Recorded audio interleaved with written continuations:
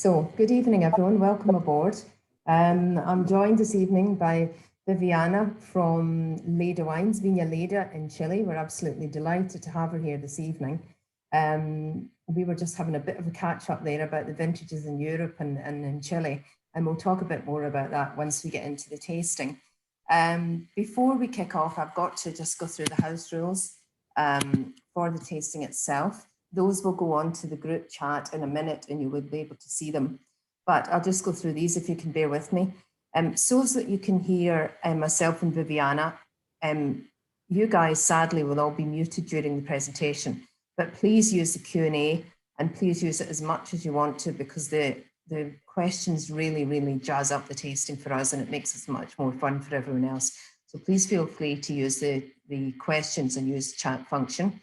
There'll also be a Q&A at the end of the tasting. So if you think I've missed a question, don't panic.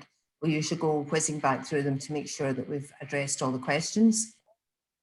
Use speaker view at the top right-hand corner of your screen, because that will allow you to see Viviana and myself more clearly, for those that want to see us more clearly anyway. Some of you may not want to.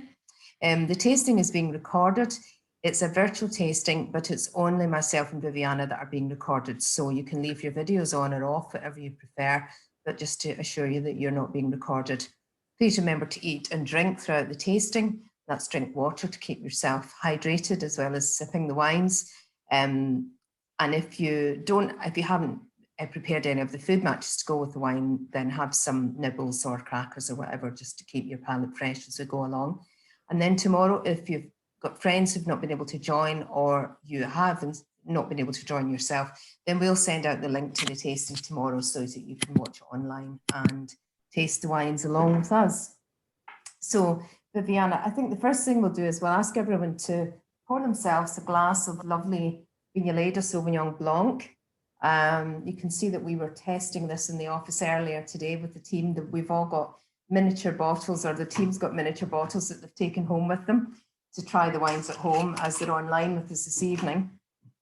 So tell us, first of all, Viviana, how long have you worked at Viña Leyda?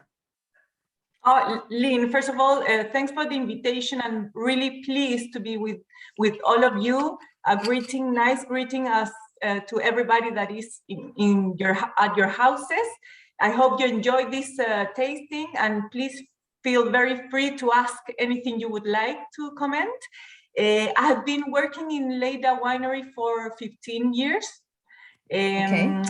And it's definitely a beautiful project. I would say it's one of the most fantastic projects in Chile, because it's located in a very special place that we will speak today. It's a terroir that is very extreme, because it's located very close to the Pacific Ocean. So it has great conditions for growing whites and Pinot Noir, which we're going to try today. So it's a fantastic place. And well, our project, our winery focus especially in these two great varieties, Sauvignon Blanc and Pinot Noir. Okay. Viviana, could you sit maybe a tiny bit closer to your computer, just so that we can hear you? Or if there's a mic there, maybe just so it's just a tiny bit quiet. It's quiet? So you try again. Do you hear me now? Yes. Yeah. So you've been working with Viña Leyda for a long time, and tell me, just now we were just saying it's 2 o'clock in the afternoon there in Chile, 7 o'clock in the evening here in Dublin. We're in scorching sunshine, which is gorgeous, and you guys are just going into springtime, but you're saying it's been quite a cold and dry winter in Chile. Yes, unfortunately, for the last years, we have experienced a condition of drought in our country. So we are missing a lot of rainfall, and that has been very tricky for viticulture. Every year we have seen that the rainfall are going less and less. So the challenge in the irrigation of the vineyards has been huge, and how you manage the viticulture as well. And what we have seen in general is that many producers nowadays are looking into the south of Chile, because in the south of our country, we receive a lot of rainfall, which we're missing here in the Central Valley. So there's an interesting movement of growers trying to explore more into the south. And I think in the future, maybe there's where Chile is going to be looking for the viticulture. Okay. And does that apply even to yourselves? So you're very close to the Pacific, aren't you? So even for you, you're experiencing drought conditions there, right beside the sea. Yes, we are very close to the Pacific Ocean. We have two vineyards, one that is at 4 kilometers and the other one that is at 12 kilometers. So we have a strong maritime influence, which you are gonna feel afterwards in our wines. We receive morning fogs. It's very, very cold. People sometimes don't get the idea that Chile can have cold climate. But when you are located in a place so close to the Pacific Ocean, you can get this cold condition. You have to remember that our ocean, the Pacific Ocean, is freezing cold because we have the influence of the Humboldt current that comes from the Antarctica. So this cold current blows up north, and at the same time, it goes into the country. So we receive morning fogs, we have low temperatures and strong breezes, cold breezes that comes from the ocean. So it's very cold, very extreme, and that helps us a little bit to try to fight with the low rainfall that we have been carrying. In general, this place is of dry pasture. It was in the past, there was no viticulture because it was really dry. Normally, we receive 300 millimeters of rainfall. Like you can think about Burgundy. In Burgundy, you receive 1,200 millimeters of rainfall. So it's a very extreme scenery, and that's why we irrigate. We do irrigate our plants with drip irrigation. Okay.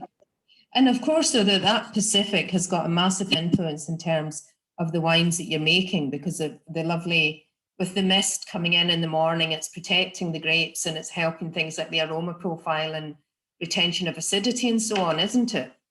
Yeah, and that is what we really try to keep and maintain in the bottles. The effect that causes to have a terroir so close to the Pacific Ocean is that the low temperatures allow the grapes to have high level of aromas. So here, the Sauvignon Blanc especially is very aromatic and very perfumed. So you have a lot of piols and herbaceous character into it. And the other important thing is the acids. Being in a place that is so cold, it allows the grapes to keep the fresh and natural acids very high. And that is something unique in these places. So my job is try to keep that fresh acidity and keep it into the bottle. That's why we don't do malolactic fermentation in the whites, because we don't want to change the acids, into malic acid, you know, the malic into lactic acid. We want to keep the freshness and bright acidity. So it's something unique of the place. Okay. So maybe we should start to talk a bit about the Sauvignon Blanc then in the beginning. And I think this is a really interesting tasting, because when you taste, it's an ideal opportunity to compare a very honest Sauvignon Blanc beside a very honest Chardonnay, because sometimes Chardonnays obviously are much more manipulated than this in the winery. And to see, I think, true varietal character in the Sauvignon and then true varietal character in the Chardonnay, which is the second wine, it's a great opportunity for people to see these grapes side by side and see the grape rather than necessarily the winemaking with the Chardonnay. Would you agree with that? Exactly. Well, what you have seen, Lynne, in general, in the Reserva category, in this Reserva level, what we are trying to do is to make wines that really speaks about the variety. So this exercise is very good because afterwards, as Lynne said, we're going to try the Chardonnay, which has no oak. And the purpose is to really feel the grape typicity. And then we're going to try the Pinot Noir Reserva, and it has only 20% of barrel, but used barrel. So again, you're going to feel the grape typicity itself. So it's very nice when you want to try a bottle of wine and see how the variety tastes. I think these bottles are good examples of that. Okay, great. So we have a question here from Sue. She's saying, do rising global temperatures pose a risk to the region or the variety of the grapes that can grow there in Leyda Valley? What I've seen is that in the last vintages, the temperature has been increasing, but it's something, the climate change or the weather change is something that we really cannot we don't manage at all. But what I'm trying to express is that this vintage, 2021, was crazy cool. So we were having the last vintages more temperatures, and we were worried that what is happening with our micro terroir. But then this year, the temperatures go really, really down. So the harvest delayed 1 month. And so the global changes, more than getting hotter and warmer, is that the nature is being crazy. So sometimes you have very warm vintages, and then all of a sudden you have really, really cold vintages. And the rainfall, normally in Chile, we have Mediterranean climate. That means we have 4 seasons, very different one from another.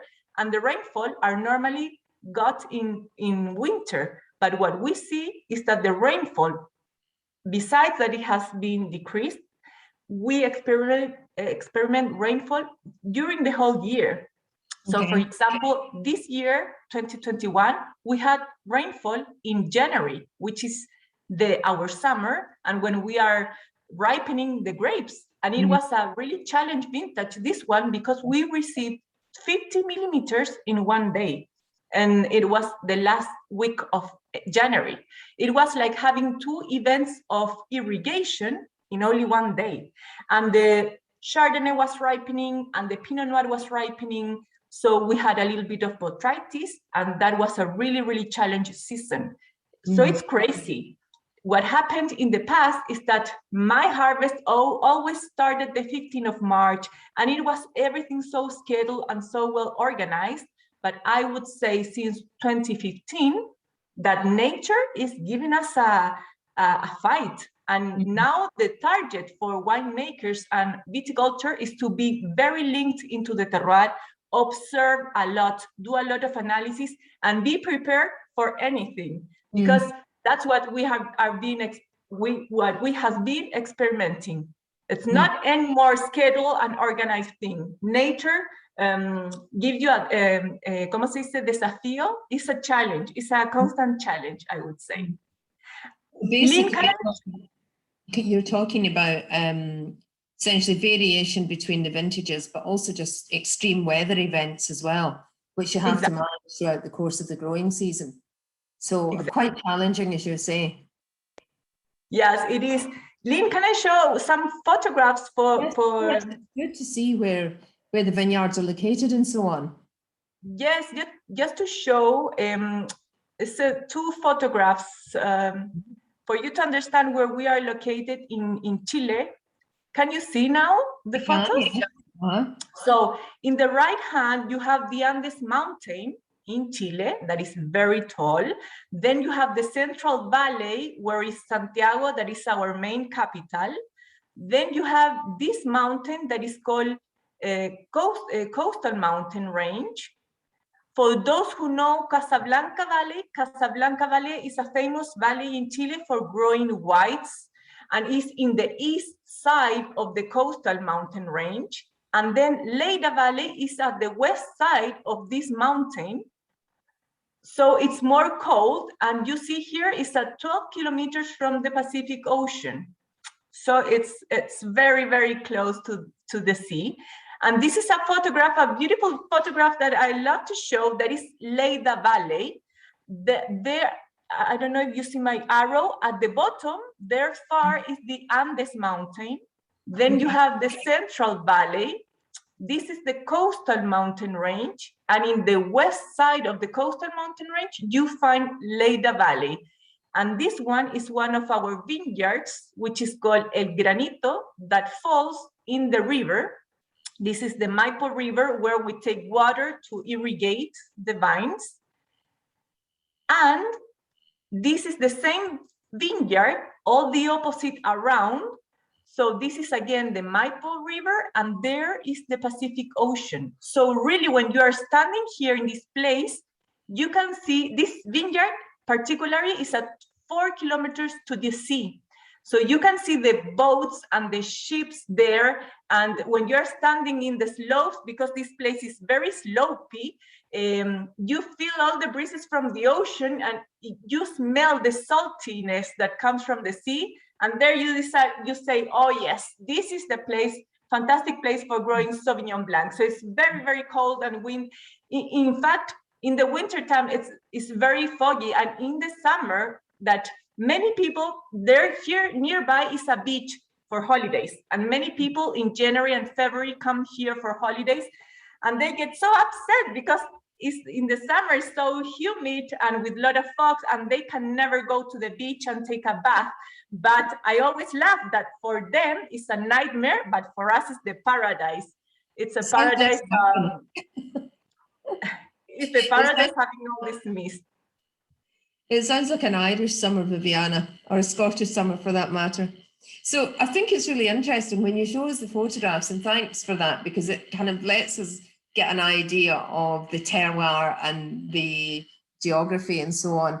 And I think it kind of really does talk into the difference in the aspect of the vineyards, but also you mentioned the granitic vineyard. And you've got quite a lot of different soils going on because of the Maipo River, because of the proximity to the sea. So you've got sandy soils, and then obviously you've got the mountain ranges close by as well. So all of that must be like a melting pot of soils that you're managing in terms of the different vineyard sites and so on.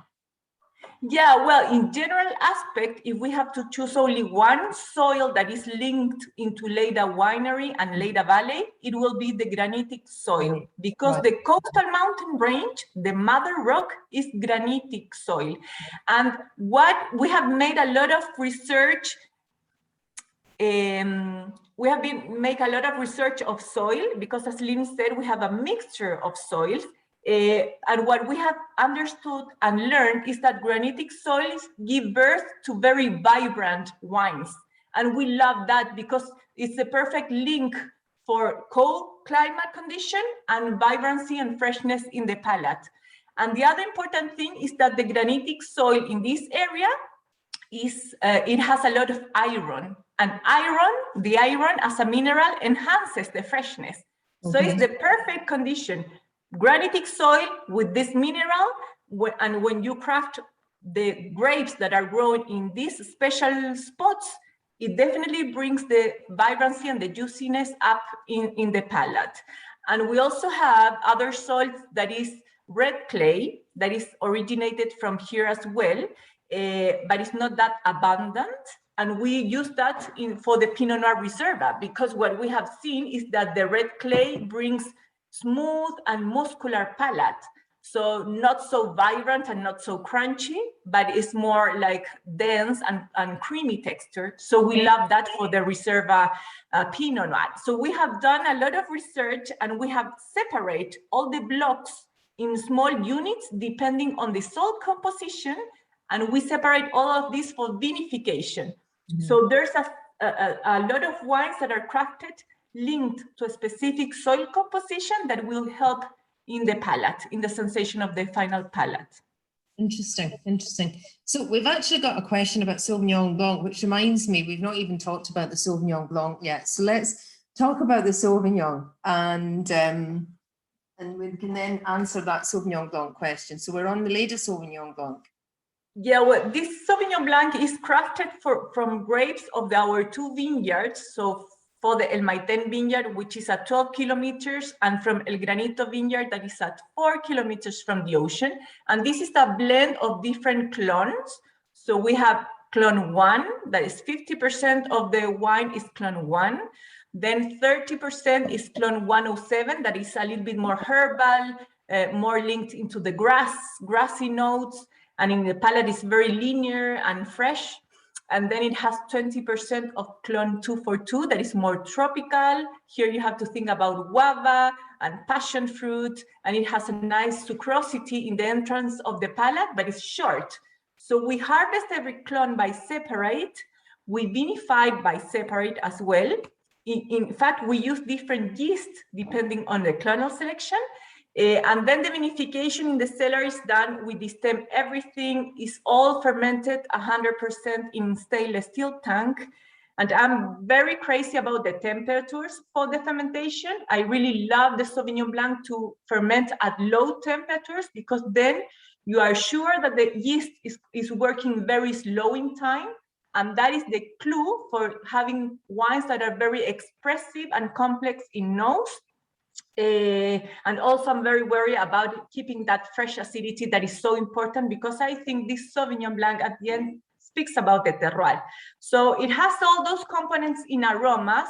If you want to compare it with other valleys in Chile or outside in the world, for example, Malbra, I would say that the Leyda Valley gives Sauvignon Blanc that are more herbaceous, more greener in style, and definitely more linked into the citrus profile.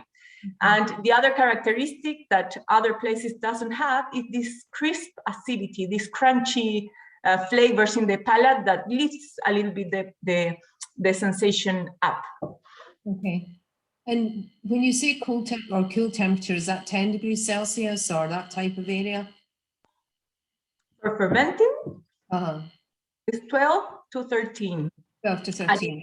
And thanks to that, you have the fermentation very long that lasts for about 18 days. And this protects both the acidity and the aroma profile and shows you the real character of the grape.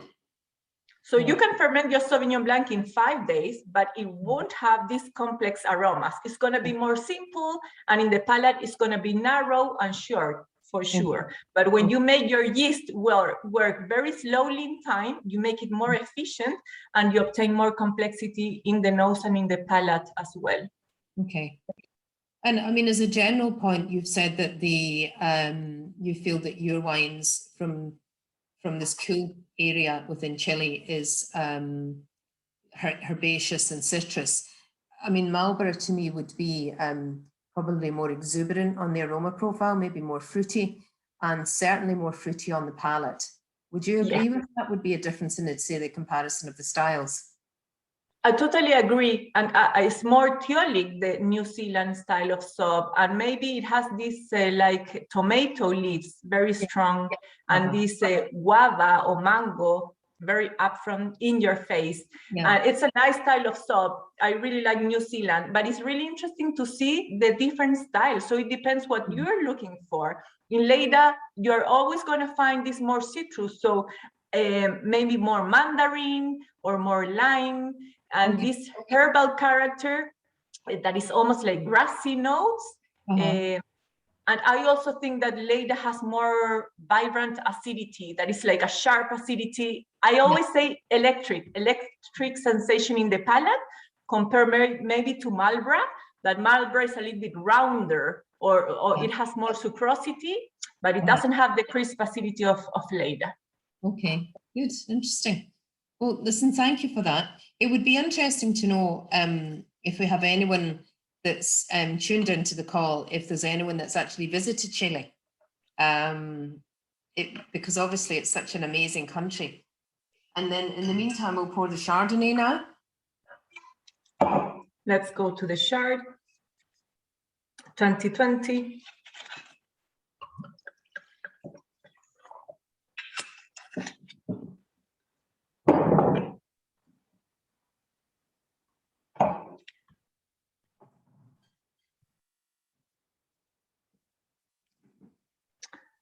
Someone asked what drives the difference in taste and character between this and other cool climate, example, New Zealand stuff. I think we got that.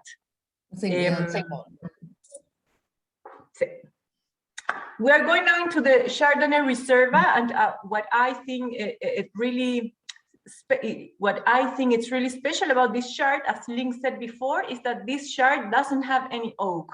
So normally when you try chard in the shelves, they're all linked into oak because the Chardonnay doesn't have aromatic profile. It's almost neutral.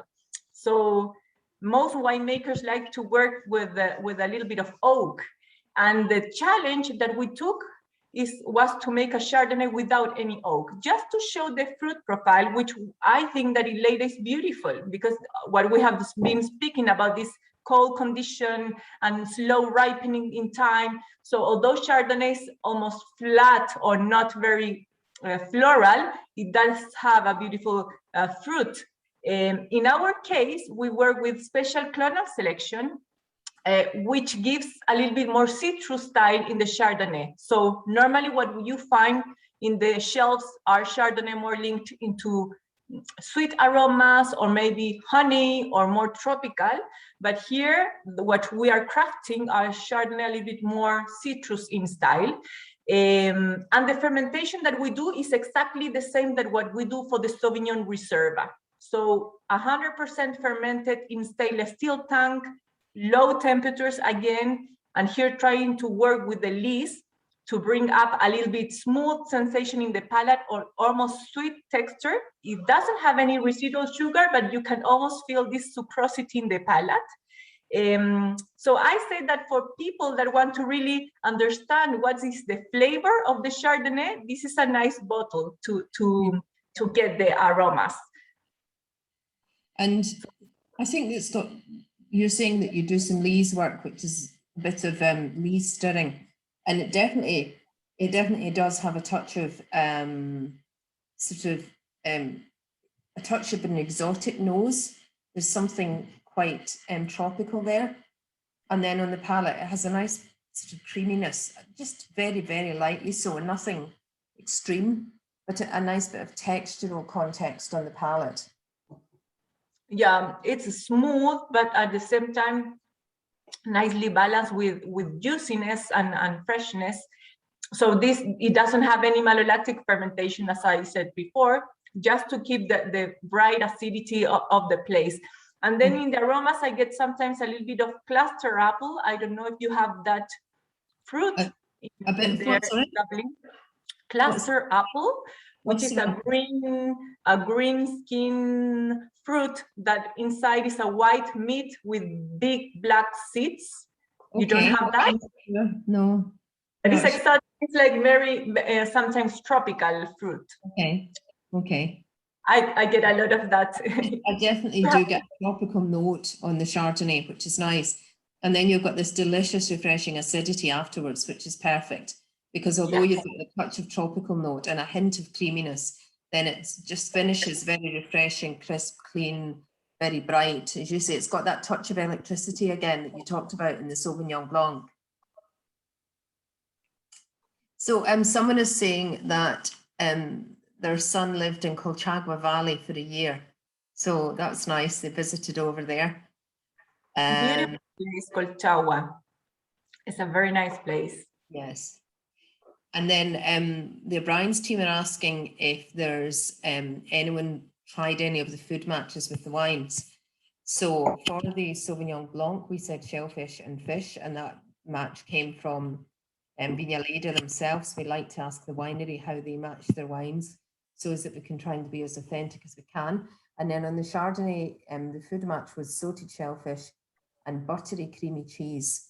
So we'd love to hear if anyone has matched with any of those, the wines with any of those food matches, or if in fact anyone has found a new and wonderful food match that they can share with us. That would be really good to know. I think everyone's sitting out in the sun tonight, enjoying the wines and probably nibbling away at food as we speak. Viviana. You know, a beautiful pairing with Sauvignon Blanc that is very easy, especially when you are in your summer period, is pairing with strawberries, with strawberries and sea salt. Oh, nice. You know, in Leyda, we always love pairing with local food, and in Leyda, there's a lot of production of blueberries and strawberries. Okay. And you get this big, very concentrated flavor. Strawberries, you give it a bite, you put sea salt, you give it a bite, and then you try the Sauvignon Blanc, and it's incredible how it enhances the freshness and the acidity. It's a very easy pairing, and you can have it as an appetizer. Oh, and wow. definitely goes beautifully with the Sauvignon. We have some absolutely delicious strawberries in Ireland, so that's definitely an easy one for people to try. So, and we also have sea salt in Ireland as well. Obviously, we've got sea salt manufacturing, so that sounds like a really interesting food match. And one of our wineries in New Zealand were saying that they actually also match strawberries with Sauvignon Blanc, but they would slice the strawberries into a salad with leaves and so on. And then I've got to say, I hadn't ever thought about doing with strawberries, but when you think about it, it's not dissimilar to a tomato, which would be an interesting food match, as the strawberries sliced with the lettuce or with the green leaves from the garden. So good idea. Good idea to try. I'm definitely going to try the sea salt and strawberry match. That sounds gorgeous. So no one's telling us the food matches yet, but I'm sure once we get moving along, they will.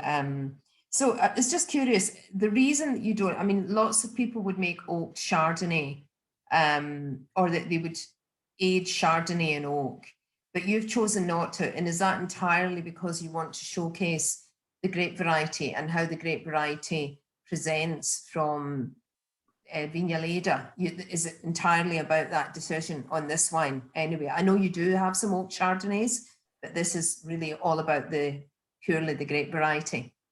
Yeah, it is the philosophy that we have in the Reserva range, because as you say, we do have other Chardonnay that are one step up in price, and we have the lot Chardonnay as well that are fermented and aged in a percentage of oak. But in this range, in the Reserva level, what we want to deliver is to make wines that really showcase the pureness of the variety. So we do this. In the Riesling, we have a Riesling Reserve as well. We have a Syrah Reserva. And in all of them, we want to really focus in the grape, which I think is a beautiful challenge, because it's so easy to use oak and you make up the wine and you cover a little bit the fruit. It's easier, the winemaking there. But when you take the challenge of doing something very clean and pure and honest, you you cannot make mistakes in the vinification, you know, because you have the fruit and the wine without any makeup. So it's more precise, and I think at the end for this price segment, it's beautiful to enjoy these wines in a terrace as an appetizer, not so many complexity, just to enjoy and to have fun, I would say. And I would really love to know whether people are, because quite often people are either Sauvignon Blanc or Chardonnay fans. So I would love to know whether, if you're a Chardonnay fan, how you felt about the Sauvignon Blanc. And if you're a Sauvignon Blanc fan, how you felt about, or how you feel about the Chardonnay. Because I actually think that this Chardonnay could really appeal to Sauvignon Blanc drinkers. It hasn't been seasoned with oak. If you look at oak as a salt and pepper that gets added to Chardonnay, that hasn't happened. This is a pure expression of the grape variety. And I think it's a really good Chardonnay for people to try if they're Sauvignon lovers. So if there are any Sauvignon lovers listening and they want to express their view on the Sauvignon, or any Chardonnay lovers, we'd love to hear from you. Or if you think this can convert you, this Chardonnay, then we'd love to hear. I'm a Sauvignon Blanc drinker, but really like the Chardonnay. That's great, because I just think it's a delicious Chardonnay. I think the Sauvignon is delicious as well, but I think this is a conversion to Chardonnay potential when you taste this, or at least some of the time. So anyone else has got thoughts on that, we'd love to hear them. So at this time of year then, we'll take a break in a few minutes to let people top up their wine or their nibbles or whatever. But just at this time of year, we're going into spring in Chile. What are the types of jobs that you would be doing in the vineyards? It would be interesting to hear about those, Viviana. Now we are doing the pruning. So we haven't finished. We expect to finish the second week of September. But already in the ones that are pruned, we have the buds already grown. And we always start with Chardonnay and Pinot Noir because they are both the early grape varieties. So they're just waking up. Because we have had, as I said before, a very strong winter, so the plants already have the hours of cold, and they now are ready to wake up. And in the cellar, we are being very busy making blends, especially the whites. So these two wines that you have just tried, we already bottled the 2021. And in this brand, we try to go very early in the market. So the idea is to go to fresh, the idea is to go with very fresh whites into the market as soon as possible. Not in the other brands, but here, yes. So we have been very busy making blends and bottling, a lot of work. It's classic wine trade, isn't it? We're drinking the 2020s, you're blending the 21s ready for release, and you're about to, after Christmas, you'll be harvesting the 22s. It's a constant, you know, the constant, if you like, juggling the different years and the different requirements for the different years. Camilla was saying that she said that she thinks lots of people wouldn't believe that the Chardonnay was a Chardonnay because it's so fresh and zippy. It's such a fresh style of Chardonnay. And Peter is saying that he tried the Chardonnay with barrel-less Irish cream cheese, and it's absolutely divine with cream cheese, which is good because you sent a suggestion of creamy cheeses with the whites, so that's that's worked out. And Californian guy, Chris, okay. So Chris, a Californian here who grew up as an adult with very oaky Chardonnays and has grown tired of those, preferred the Sauvignon, but really liked the Chardonnay, Carlin. Yeah, and I think that's the thing. A lot of people are put off because we did grow up with really, really oaky Chardonnays. But that was Chris's wife, by the way, Carlin. But lots of people grow up with very oaky Chardonnays, and I think it tends to put some people off because maybe that's the type of Chardonnay that they've chosen, or they've remember, or that's the Chardonnay that they tasted and they think they don't like it. And that's why I think it's interesting to taste this fresh, crisp, pure grape variety, no oak, very elegant and very refreshing. And you know, I'm on the campaign to bring Chardonnay back to some extent, but also, I mean, Chablis, we sell lots of Chablis, we sell lots of Macon Village Chardonnay. So at the lighter end of the scale, it's very popular. And then we also have some customers who absolutely love rich oaky Chardonnays. And that's the great thing about wine. There's something for everyone at the end of the day. There's no right or wrong answer, really. So listen, Viviana, we're going to take a break for a minute. We'll mute ourselves and let people top up on water, on wine, on nibbles. We'll just be a couple of minutes and we'll be back and we'll move on to the reds. Great. Thank you so far, Viviana. Thanks everyone so far. We'll be back in a couple of minutes.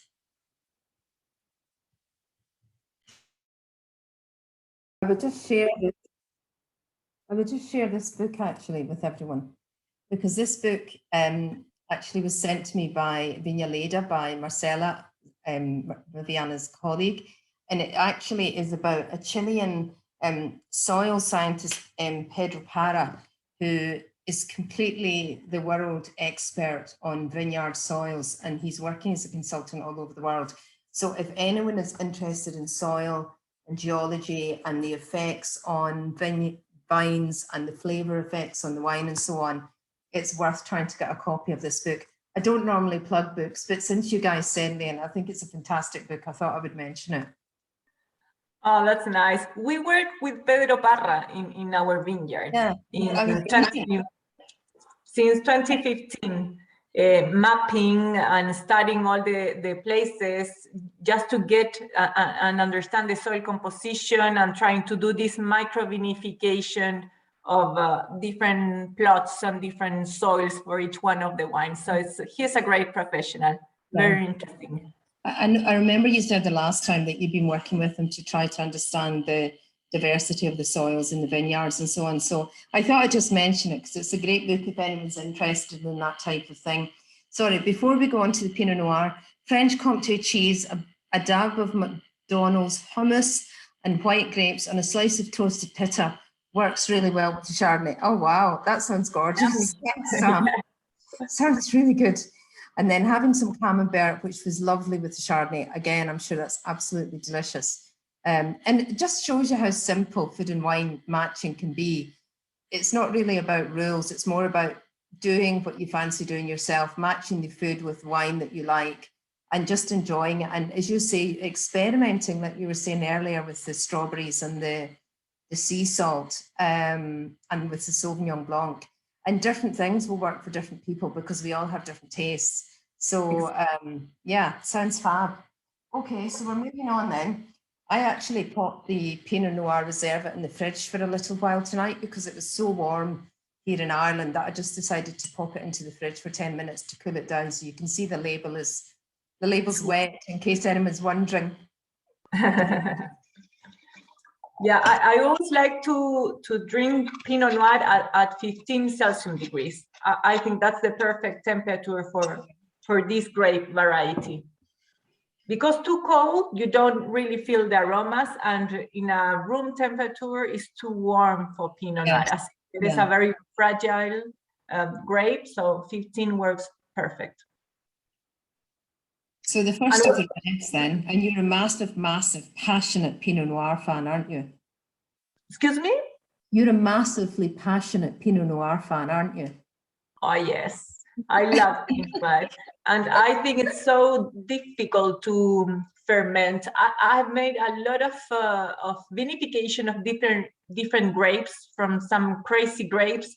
And I think Pinot Noir by far is the most challenging grape. So I like targets, or I like challenges. And I think I've been working in the wine business for 20 years, and I have been I think I have been growing with the Pinot Noir hand by hand. You know what I mean? I've been working a lot in the vineyards and just learning about the experience, like learning in the vineyard and learning year per year.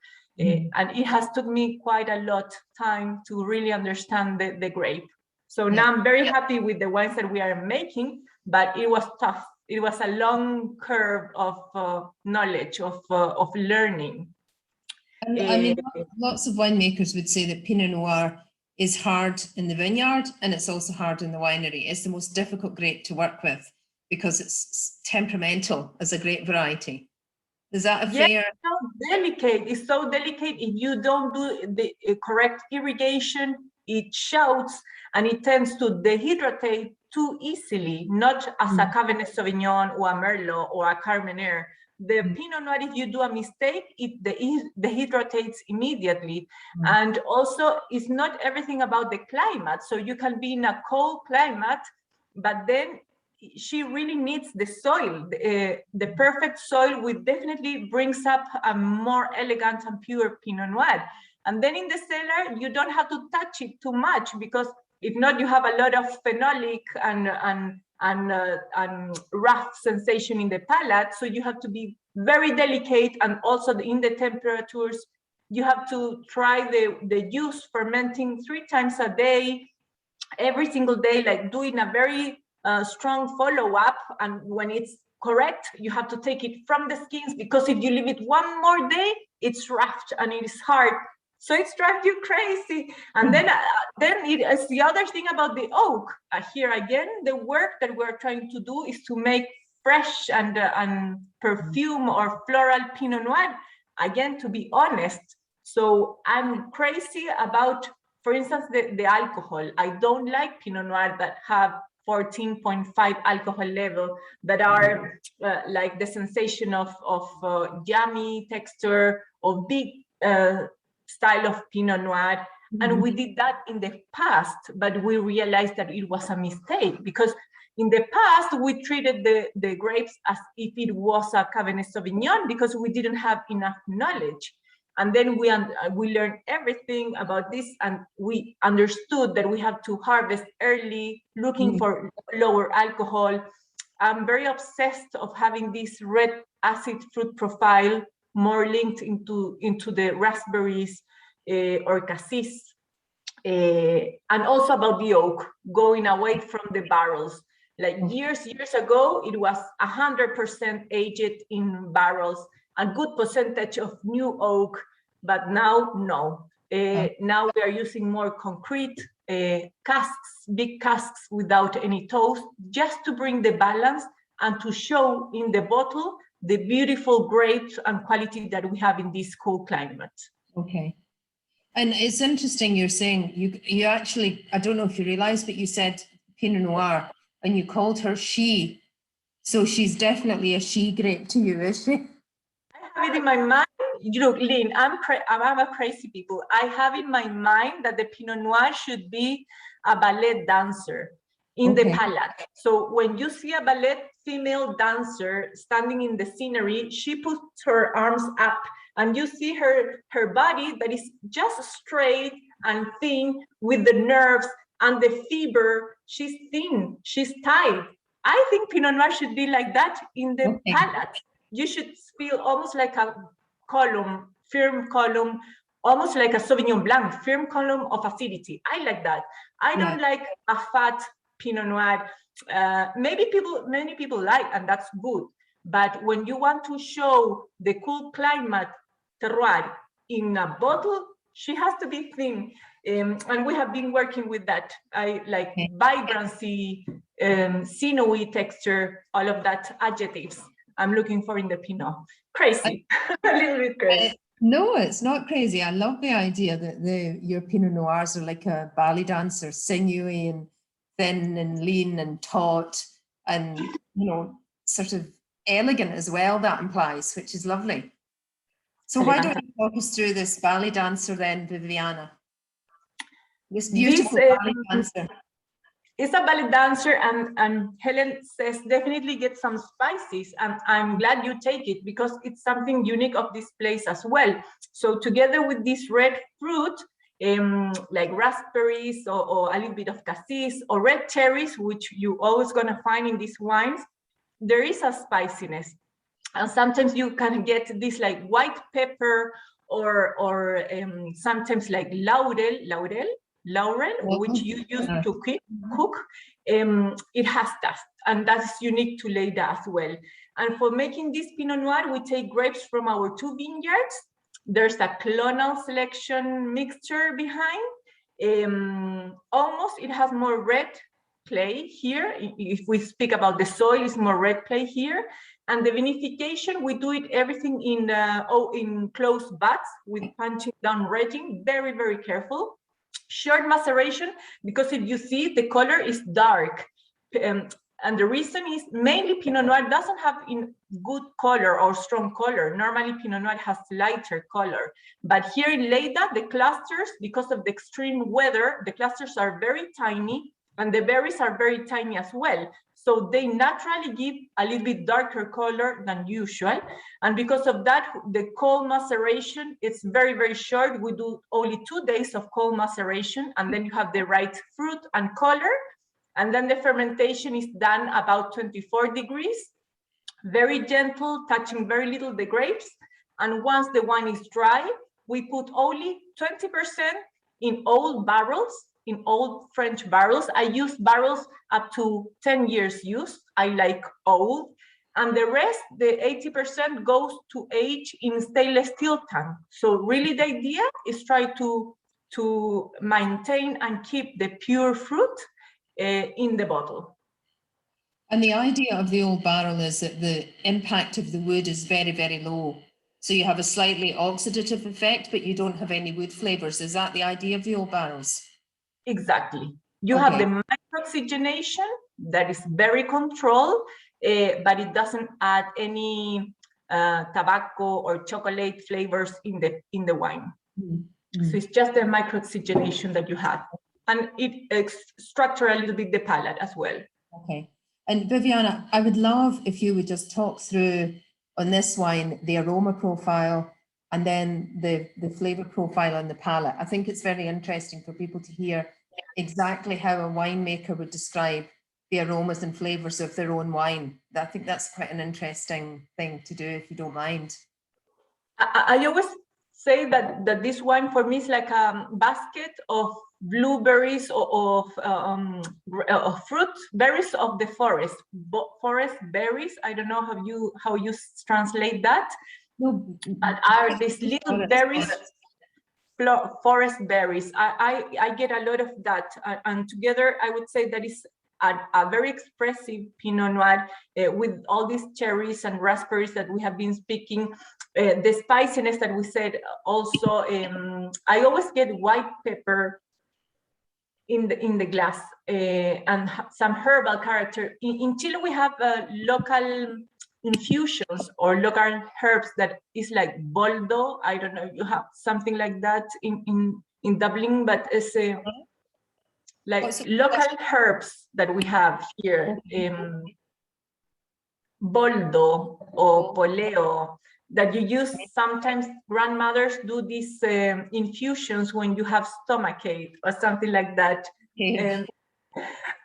I don't know the word, but there's a lot of herbal character as well. Maybe one of the Brian's team can Google the Spanish English translation of boldo. And then in the palate, I think it has a nice structure that gets into your chest like a square one, but then it has all the fruitiness inside with a nice juiciness and vibrancy, and then it goes straight down into the palate in midterm. Then when we try the Las Brisas Pinot Noir, you will get that is more deep and more persistence in the palate. But I think this is pure fruit expression, and again, as we spoke before with the Chardonnay, this is a good Pinot Noir for people that want to get what is the grape typicity, grape variety flavors. I think this is a good bottle to get that. Okay. And again, we're going to taste the Las Brisas in a minute, which is obviously single vineyard and there's oak. But the interesting thing is 0 oak in this wine. So for people who don't like oak, then this is a perfect Pinot Noir because you have the fruit, you've got the fresh acidity, very vibrant, a really good food style of Pinot Noir, I think, isn't it? Exactly. It's just pure fruit expression. On the food match on this, you guys said barbecue. So if anyone's having a barbecue, you can let us know. Sounds like it could be a good match. Barbecue vegetables and chicken dishes. So nice light barbecued food suggestions there. And just going back, before we move on to the Las Brisas Pinot Noir, Colm has said that the Chardonnay has converted them from being Sauvignon Blanc lovers. So we've got another convert there to Chardonnay. And we've also put just a questionnaire up to get an idea of whether everyone prefers the Chardonnay and the Sauvignon Blanc. So that's quite interesting. It would also be interesting to know if we've got Pinot fans listening in, because obviously this is a gorgeously elegant, silky Pinot Noir. So it would be good to know if anybody's already a Pinot fan or if this is eye-opening for them in terms of their wine experience. So the guys behind the scenes here have said that the herb is actually also called boldo in English, and it's good for indigestion. And apparently, probably shouldn't mention this, but it's also good for gonorrhea. So I don't think we know about that. But good for indigestion, I don't know.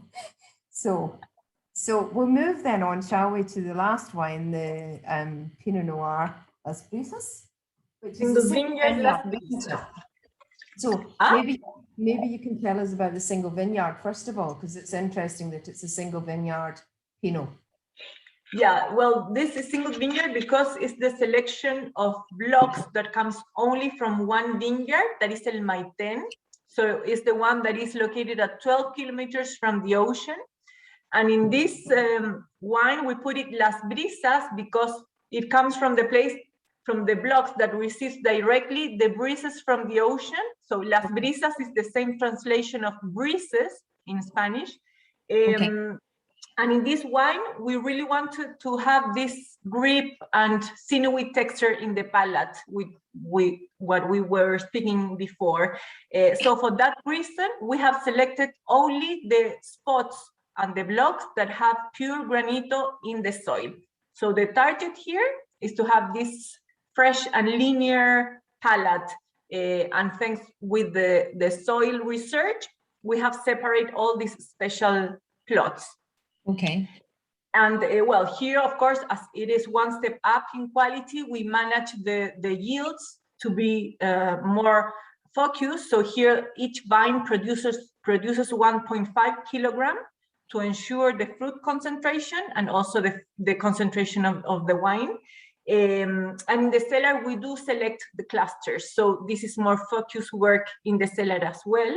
Okay. And it's vinified in open tanks with punching down regime. And here we leave a little bit of whole clusters as well. So 50% of this wine is fermented with whole clusters, which the effect of the stems of the clusters is bringing a little bit more structure and floral character and minerality also. Okay. So did you say 30% whole grape clusters rather than individual grapes?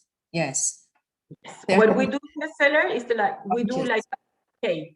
So we put crushed grapes and then whole clusters, and then crushed grapes and whole clusters. Okay. And we do like a lasagna, a cake with layers. And then we do punching down regime. So very softly touching the grapes here.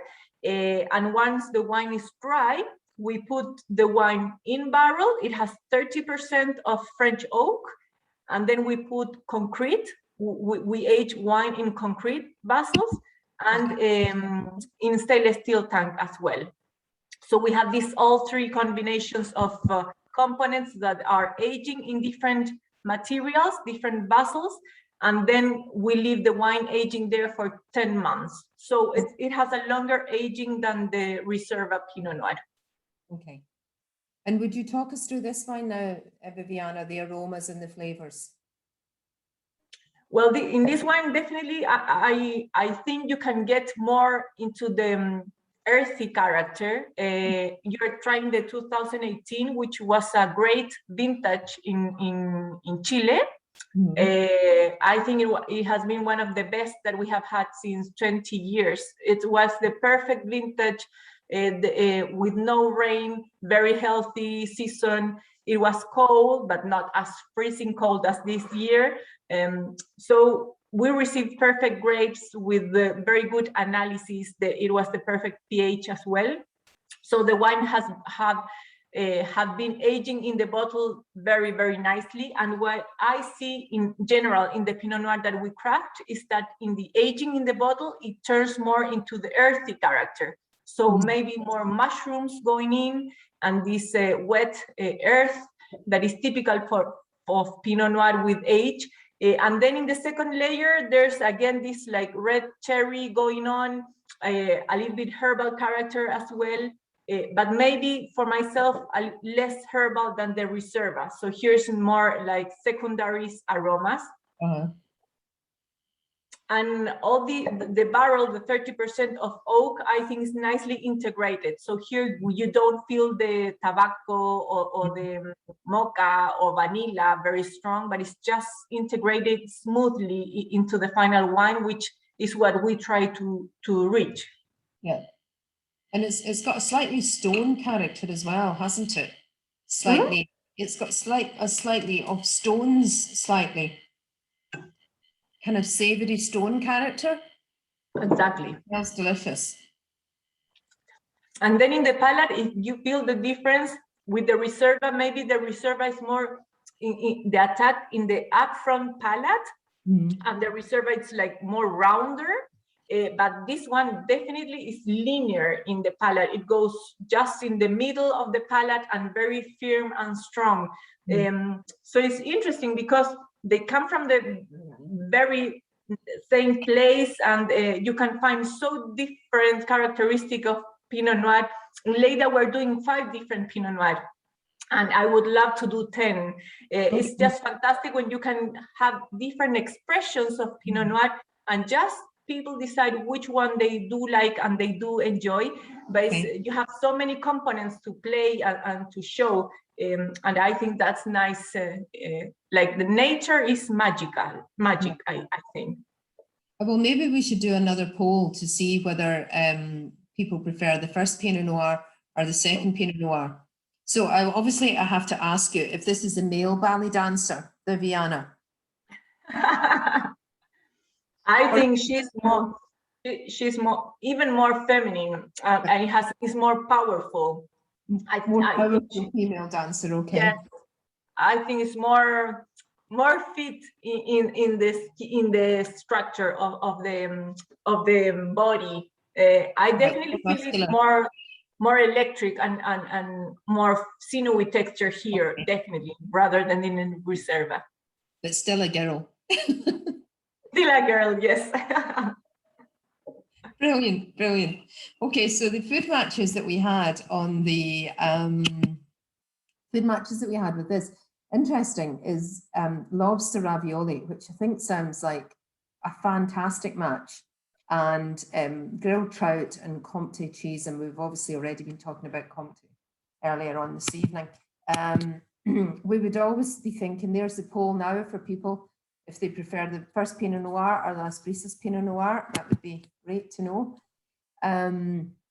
But I think what is interesting is that we always assume that we always assume that you have to have red meat with red wine, and as we said earlier, it's about having the food that you enjoy with the type of wine that you enjoy and experimenting.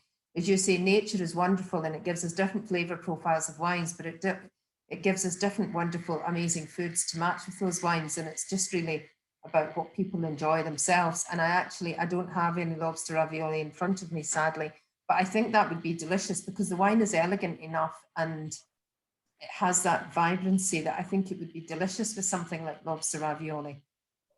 Yeah, what I love to pair with this wine is risotto with mushrooms, because I think the Pinot Noir has enough acidity and brightness in the palate that cuts a little bit the heavy sensation of the risotto, and also it matches beautifully this like earthy character with the mushrooms of the risotto. So it's a nice pairing. So it looks like everyone is enjoying the slightly more muscular ballerina tonight. The Pinot Noir Las Brisas is the winner. And sorry, I didn't see the results of the Chardonnay and Sauvignon earlier. I think I was going to get a book, so maybe we can pop those up again. Alexander saying rightly that the two Pinot Noirs are fantastic and he couldn't choose. And then we have, oh gosh, the Sauvignon is really just 10% ahead of the Chardonnay. Sauvignon Blanc 55 and Chardonnay 45. And I would say that's a great result for the Chardonnay, because normally Sauvignon up in the 90% or something. So that's well done. That's a good result. Kenneth is saying he agrees that the Pinots are female wines, and he's having the Comté with black olives, which sounds gorgeous. And the Comté cheese with the Las Brisas is incredible. Very, very tasty. And Chardonnay is back. I think it is, Paul. It's definitely back, if we look at this example anyway. So listen, any other sort of, what are the plans then for the 2022 vintage? Are you making any new wines? Are you sticking with the old favorites, or what's the plans in the 2022?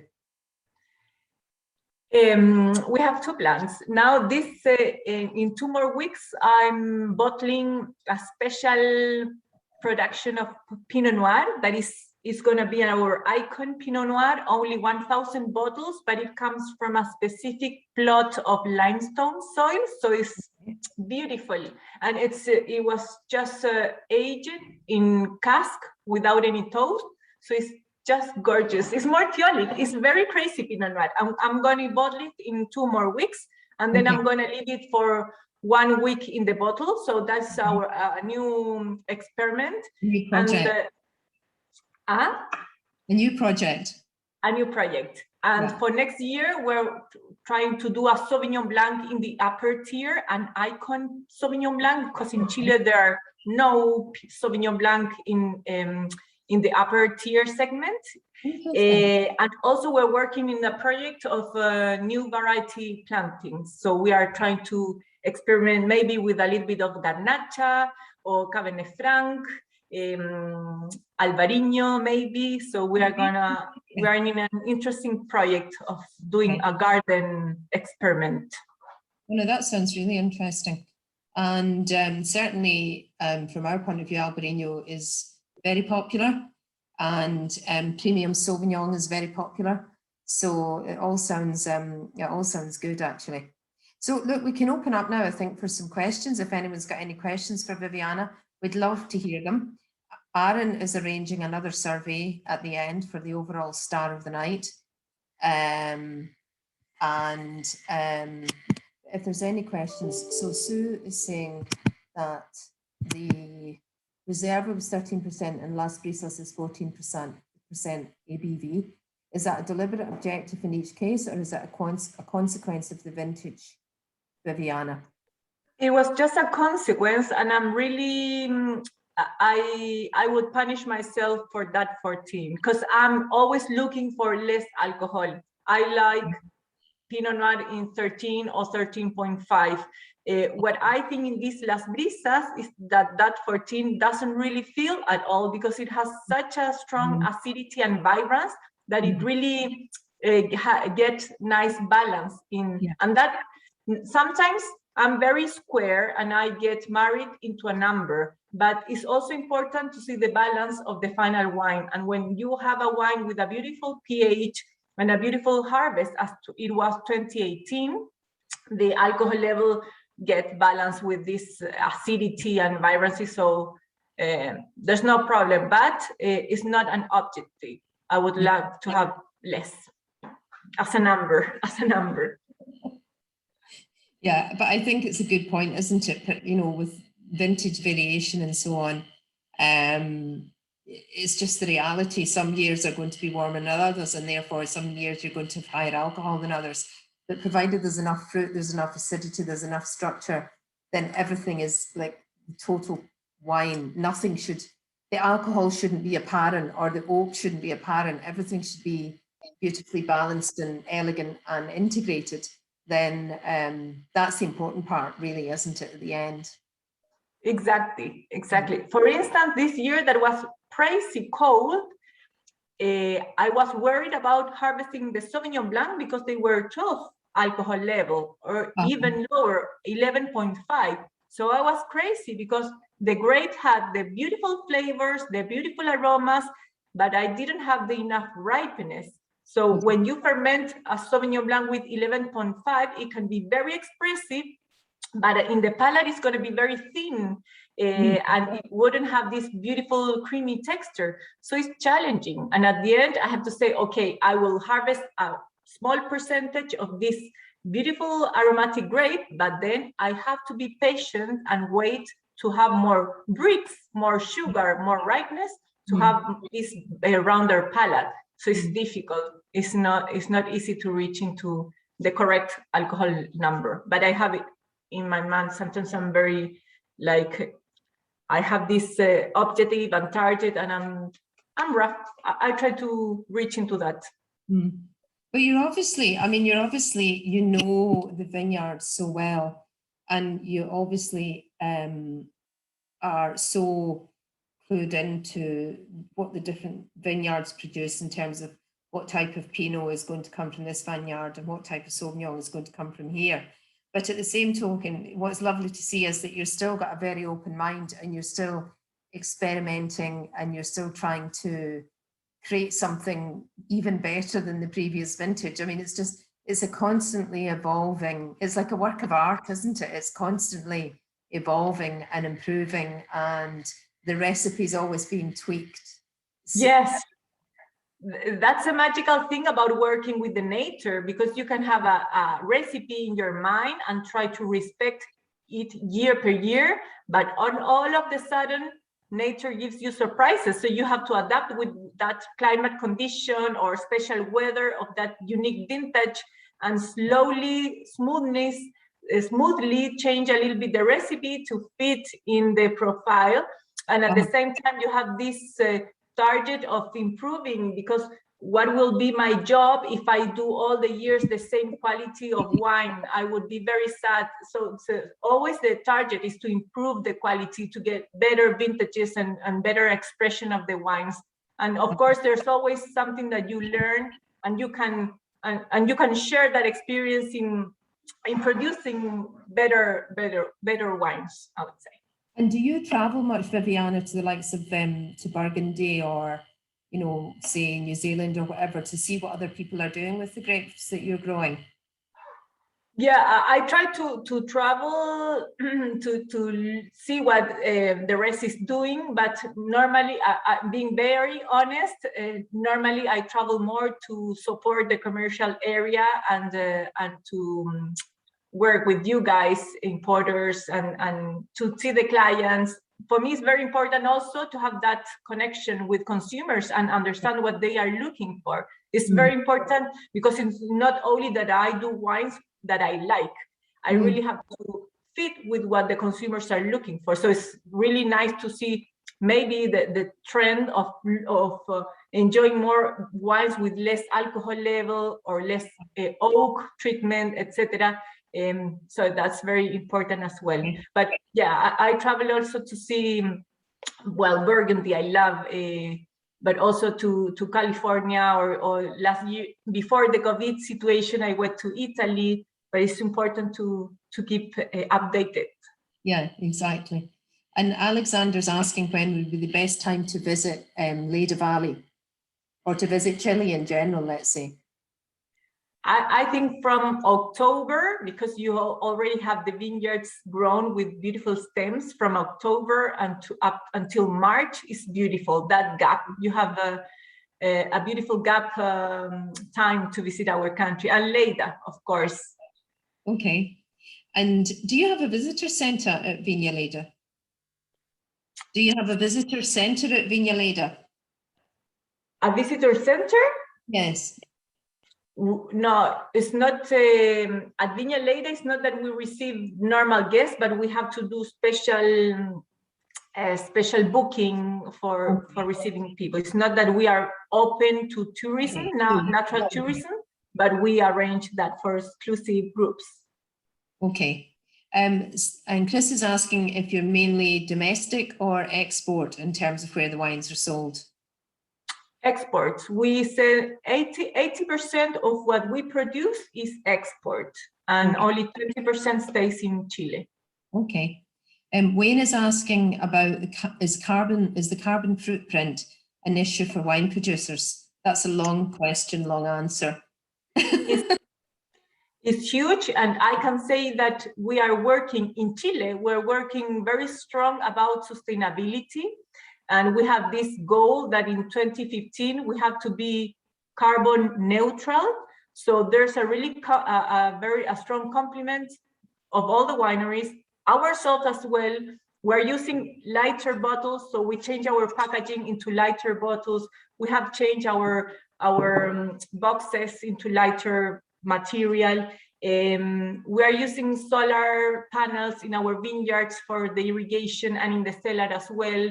We have decreased the amount of water use. And in general, in Chile, 80% of the bottles that are exported of our country are submitted into a national sustainable code for the Chilean wine industry. So it's globally in our country that we are working very hard in the carbon footprint. Thank you for that, Viviana. Chris is asking where you learned or where you trained to be a winemaker, where you trained to become such a great winemaker, he's actually asking. In Chile, here in Chile, for being winemaker, you have to study agronomy that lasts 5 years. And in the last year, you have to choose a specialization. So when I had to choose, there was a lot happening in Chile in the wine industry. A lot of valleys were being discovered. There was a lot of work in the premium segment. So I wanted to take part of that movement. And so it's I made all my studies here in Chile. Dave is asking if you think that Irish people, for example, would have a different taste to Chilean people, or would everyone around the world? Do you see similar tastes in wine around the world?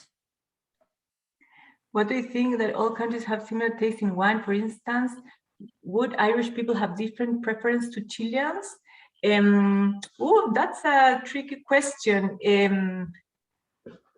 I would say maybe. Speaking about Irish, I know that Chile is the biggest producer of wine for Ireland. And maybe you are very linked into the style of Chilean wines. But sometimes I go to countries as the States, America, or maybe to California, and I see that the palates of them are much linked into sucrosity or more bold style of bigger or creamier style of wines. So yes, I would say that the palate of people changes, but what I really feel and think is that Europe is a good destination for Leyda wines, because in general, European people like vibrancy, likes minerality, likes elegance, and I think it's a good destination for our wines. Well, that's an interesting one. How much wine do you produce, and what's your biggest export market from Helen? How many cases do you make a year, Viviana? We're now in 65,000 cases, so it's not a big winery, but we're not small. So it's a medium-sized winery, and the biggest market now is England. It's also Finland important, Brazil is important as well. In Ireland, thanks to our friends O'Brien, we're doing really nice.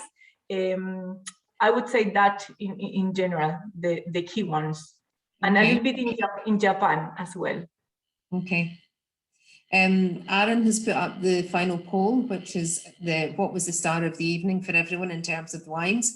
So we'll find that out in a minute. And then someone is saying that they don't see sparkling wine from Chile. Chile does make sparkling wine, makes some very good sparkling wine. We don't tend to, in O'Brien's, import from Chile. We've got a very punitive duty regime for sparkling wine in Ireland. So we tend at the moment to stick to the more classic sparkling wine regions. But I mean, Chile has some amazing sparkling wines, Viviana, doesn't it? Excuse me? Chile makes some lovely sparkling wines. See, in fact, we do have one. We do a traditional method, only 10,000 bottles. Okay.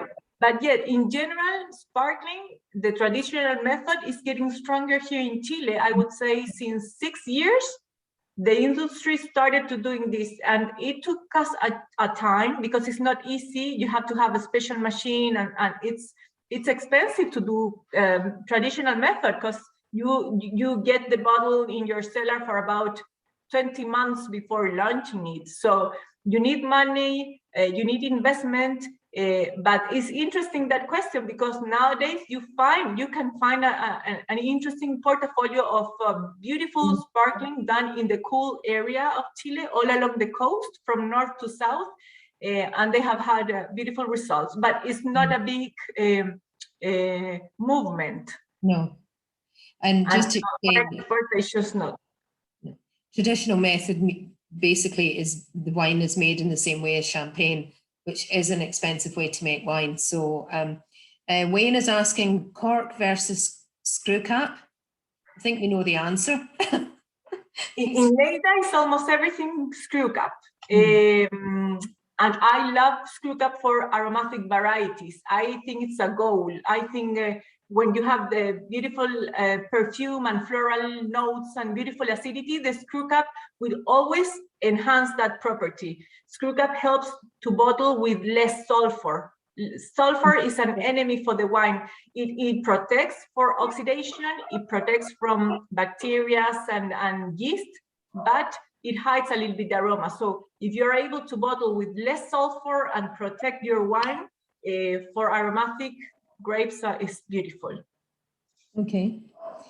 So the wine of the evening was the Las Brisas Pinot Noir by 57%. So a very clear winner. Number 2 was the Sauvignon Blanc, 26%, Chardonnay 13%, and the Pinot Noir 4%. So everyone loved the Las Brisas, which is great. Alexander is saying that he doesn't agree with going with the wine of the evening, and that Sauvignon Blanc and the Pinot Noir, the Las Brisas, are their favourite wines. So it's very interesting to see those. And thanks, guys, for voting, because it gives us a good idea of what people are enjoying. So if there's any other questions for Viviana, if you can send them in the next minute or so. Just to mention that our next tasting is in September, and that is with Dimitri Maynard, who is a master sommelier. and works with Jackson Family Wines. So it's a Californian tasting. The tickets are on sale. There's actually, there are still tickets left, but it would be best to order if you're interested. They're online at the moment. So I can't actually remember the date. I'm sorry, maybe someone can remind me, but the next one is a Californian tasting. So next question is actually from Sue Viviana. Oh, yes, sorry, Dave. All of the wines are available for sale in O'Brien's, and there's some other Viña Leyda wines in O'Brien's as well. But they're all available in O'Brien's. Someone's already got the tickets for the Kendall Jackson tasting. That's good, Alexander. Thank you for that. Canned wine, Viviana. What do you think of wine in cans? I don't have much experience, but I think it's a trend, and I think it's okay for people for going for a picnic or trekking. I don't know. The thing is that it's complex to make the bottling, not the bottling, but the filling, because it tends to reduct a lot. So you have to be very aware about the material. About it's not easy to just put it in the can. But again, we haven't done any research, and I don't know if we are going in that way. Okay. We've actually just taken a bag-in-box into stock, which is the first one that we've had since I started working in O'Brien's in 2009, and we're quite excited about it because of it's good value. It's one of our existing wines. It's Porta 6 from Portugal. And it's a 3-litre bag-in-box, and it's extremely easy to carry, easy to store. And obviously from an ecological point of view, it's very low impact in the environment because the cardboard can be recycled and so on. And it's actually been very successful so far. So it's an interesting area, I think, and it's an interesting question to ask about canned wine and other packaging other than bottles. Exactly. So we're starting to get some thank yous in then from people for the evening. I think, unless there's any other questions, I think we're almost there. Sorry, the next tasting is the 16th of September for anyone that's interested. But back to this evening, Viviana, thank you so much. Your passion, your energy, your enthusiasm shines through. And it's just great to spend the time with you. I know that you've given us a good part of your day today, and we really appreciate it. And to have the opportunity to taste the wines with you, and for you to explain your philosophy, what you're trying to do in terms of the winemaking, talking to us about ballerinas. It's a wonderful way to think about Pinot Noir, and it will always be in my head now about Pinot Noir. So thank you very, very much for joining us, Viviana. We really, really appreciate it. Thank you everyone for joining us. We appreciate that you've taken time out of your evening to be with us, and also to the O'Brien's team in the background who are working tirelessly behind the scenes, doing more work than me, in fact. So I thank the O'Brien's team as well. And thanks everyone. Again, thank you. Thanks everybody at home for sharing your time with me. I hope you enjoy the wines. Hope to see you soon in Chile. You have to come and visit us. Thank you. Thanks, Viviana. Thanks very much. Bye-bye. Bye now. Bye-bye. Bye, everyone. Thanks for joining us. Bye now.